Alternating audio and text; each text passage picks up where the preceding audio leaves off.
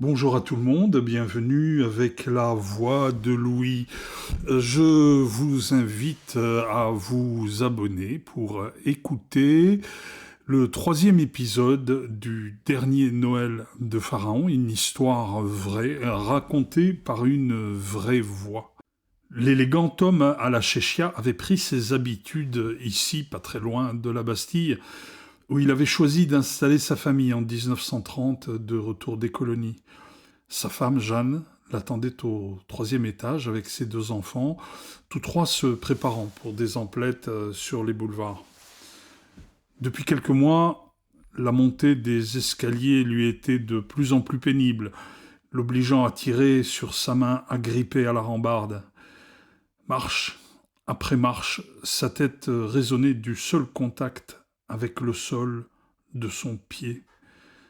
Dans l'onde qui se propageait, il percevait désormais son cœur accéléré, lentement, et le souffle rauque de ses poumons brûlés par les gaz allemands, semblable au soufflet de la forge où il allait, avec son père, faire ferrer les intrépides barbes de la maison ses beaux petits chevaux arabes.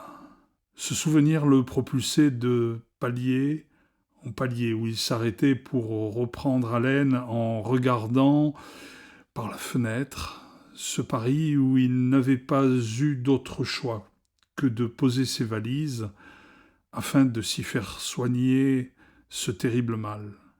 Ce mal l'avait empêché de continuer à faire du cheval là-bas où c'était devenu son outil de travail, toujours au service de la France.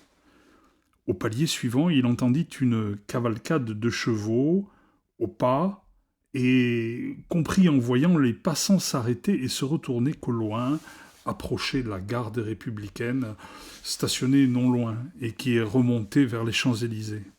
L'odeur des animaux qui frappaient le pavé sous ses yeux de connaisseur le transportait dans les écuries de son enfance, chez son père, au Maroc, à Fès, au service du roi, avec l'armée française, et à Sétif, pour son dernier poste dans la même région où son père avait exercé avant son assassinat. Il avait gardé sa selle préférée comme pour conjurer le sort de cette fatalité morbide qui pour lui avait ouvert son crâne avec un éclat d'obus à Notre-Dame de Lorette. Jamais vraiment guéri, les trépidations lui étaient devenues insupportables, déplaçant les morceaux d'os qui lui avaient été prélevés sur la hanche et greffés sur la plaie béante de son front. Il était allé chez Bourrache chercher ses aiguilles de cellier pour tenter d'y remédier à sa façon de guerrier. La garde s'éloignait vers la Bastille et il souriait en repensant à ce matin où les gendarmes étaient venus à cheval voir son père pour une mission. C'était en 1910.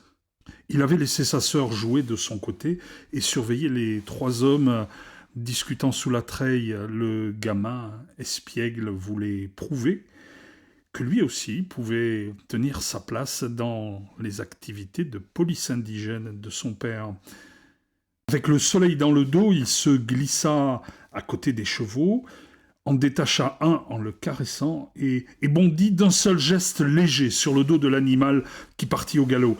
Les gendarmes se levèrent d'un bond avec son père qui lui éclata de rire. « C'est mon fils, brigadier. N'ayez pas peur, il veut juste nous accompagner. Il est déjà meilleur cavalier que nous, vous savez. »« C'est vrai qu'il est adroit, morbleu. Je l'emmenais avec moi avant qu'il ne marche, vous savez. Tout petit, il riait quand on galopait. On va le calmer un peu quand même. C'est un enfant, on n'a pas le droit de l'emmener avec nous. » Le large sourire du gamin happait le vent chaud du plateau, à peine posé sur la selle française, et les pieds juste dans les étriers. L'animal répondait avec une fougue nouvelle à ce cavalier si léger, avec lequel il n'était jamais allé aussi vite. Les ouvriers agricoles qui le croisaient virent un seul être disparaître dans la poussière vers la ferme des Chérois. Arrivé devant les gendarmes au regard renfrogné et les bras croisés, il stoppa sa monture, qui piaffait de plaisir, et, sans en descendre, il cherchait le regard de son père, qui lui se cachait dans la maison. « Jeune homme, c'est du matériel militaire que vous avez subtilisé. Cela vaut la prison et même le bagne. » Monsieur le gendarme, ce n'est pas du matériel, monsieur le gendarme. C'est un cheval volant. Il faut les faire galoper pour ouvrir leurs poumons. Regardez comme il est content. Je peux le faire avec l'autre aussi. Je suis le meilleur cavalier de Kabylie et d'Algérie, vous savez. Je vais faire une course bientôt à Alger. Les deux gendarmes se regardèrent, l'un en frisant sa moustache et l'autre ajustant sa vareuse. « C'est donc du service à l'armée, si je comprends bien. Vous pouvez donc faire respirer l'autre aussi, allez-y. Allez, faites-le galoper, qu'on voit ça, jeune homme. » Il avait bondi sur l'autre animal et lui fit faire le même parcours, couché sur son dos, bride abattu. Il ne put bien sûr pas aller en mission avec eux, et ce fut une bonne chose en regard du destin qui avait frappé ce jour-là. Ici à Paris, 30 années plus tard, cela le faisait rire d'avoir eu ces audaces de jeunesse bercées dans une famille nombreuse que ce père organisait à la française pour ceux qu'il y en avait de meilleurs. Il reprit son ascension vers le dernier palier, où il arriva lentement, au moment où la porte de son appartement s'ouvrait. « Papa, tu es là ? On va voir les magasins pour m'acheter une robe blanche et pour Guy-Louis un pantalon long pour la messe de Noël, comme tu nous l'as promis à Notre-Dame. Hein, papa ? Rolande, viens là, ma chérie. Embrasse ton papa. Tu es bien coiffée, ma belle, avec ces peignes dans les cheveux, mon petit Négus. Jeanne, je ne peux pas venir. Je dois me soigner. Cela tombe bien. Je préfère être seul. Tu vas recommencer ? Je préférerais que tu ailles à l'hôpital. On en parlera tout à l'heure. Nous allons aux Galeries Lafayette pour préparer les fêtes. Merci, Jeanne. Qu'ils soient les plus beaux. Fillette de 12 ans et son frère aîné descendirent l'escalier vivement, suivis de Jeanne, qui allait au pas assuré d'une femme du monde qu'elle n'était pourtant pas.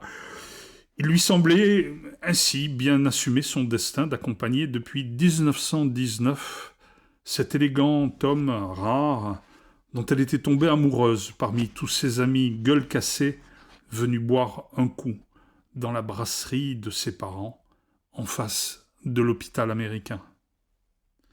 La porte refermée, il posa son manteau et sa veste, se retrouvant en bras de chemise dans la cuisine. Il regarda autour de lui et alla chercher le miroir avec lequel Jeanne mettait son rouge à lèvres et sa poudre de riz dont il aimait tant le parfum.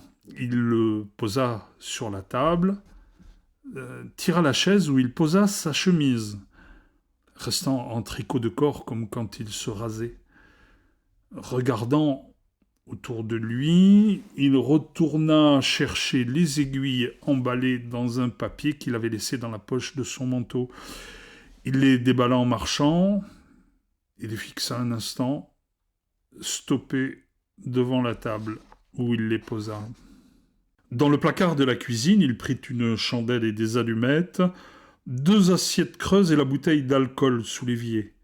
Il déposa tout sur la table et se figea, regardant à travers la fenêtre qui donnait au nord là-bas, vers les champs de la Somme, vers Notre-Dame de Lorette.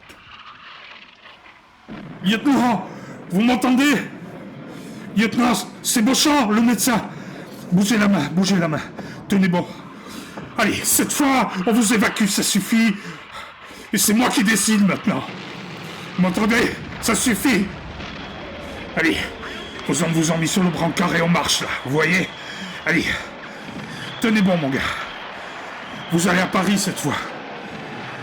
Allez, il y a des beaux hôpitaux là-bas. Pour vous, la guerre est finie, mon gars. Tenez bon, lieutenant. Tenez bon.